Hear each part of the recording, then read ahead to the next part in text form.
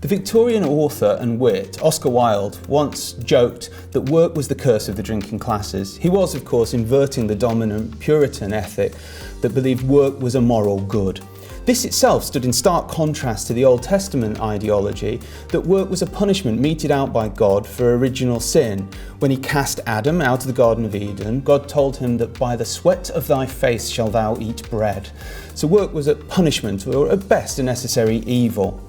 It was only with the Protestant reform of the 16th century that work was turned into a moral virtue. This is an ideology that we still see today when politicians divide the population into shirkers and strivers, or the media whip up the latest moral panic about benefit scroungers. So why is the Puritan ideology of work still so strong? Surely with robots and technological change, we should only have to work a few hours a week to earn our bread.